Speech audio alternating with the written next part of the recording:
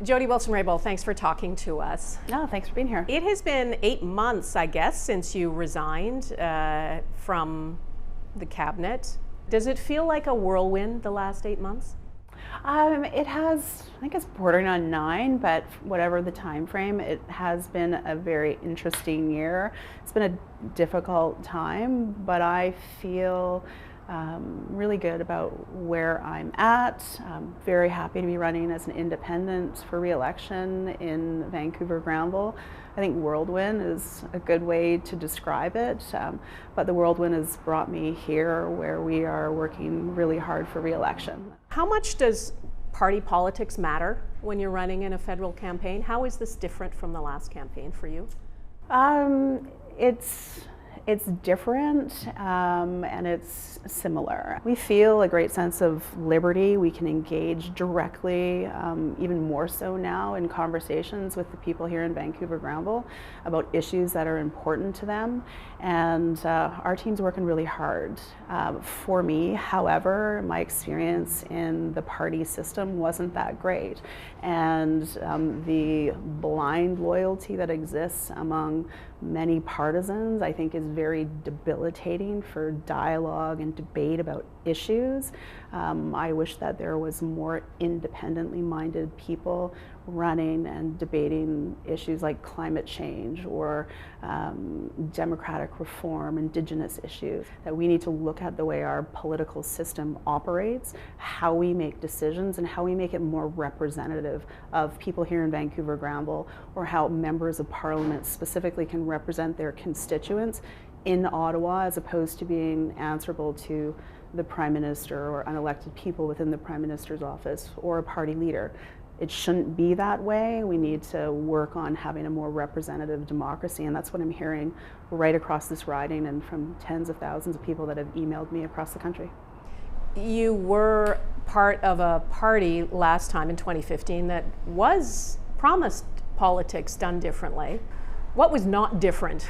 What turned out not to be different in the government of Justin Trudeau?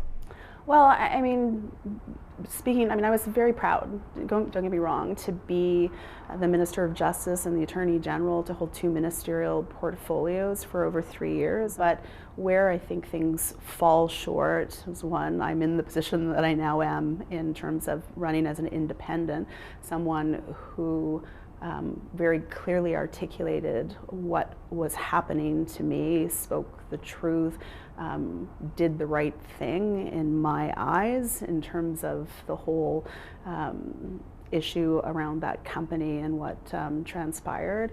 And it brought me to this place. I don't think that one should be removed from a political party for simply speaking the truth or doing what one thinks is right. That's where, in my mind, the hyper-partisan nature of Ottawa takes over individual members of parliament living by their values and principles or representing the views of their constituents. That shouldn't be trumped by partisan politics. There is a lot of control. Power seems to be very centralized, and was during the time that I was in a party, to the point where, and I'm not sure how many people know this, but you go into the House of Commons for a vote on a particular piece of legislation or debate a particular piece of legislation, and you're for the most part told what to say and how to vote, literally having a sheet of paper put in front of you that tells you how to vote. I find that concerning. There's too much control in that regard. How big a factor do you think trust is in this campaign? I would say that trust is a significant factor in this election.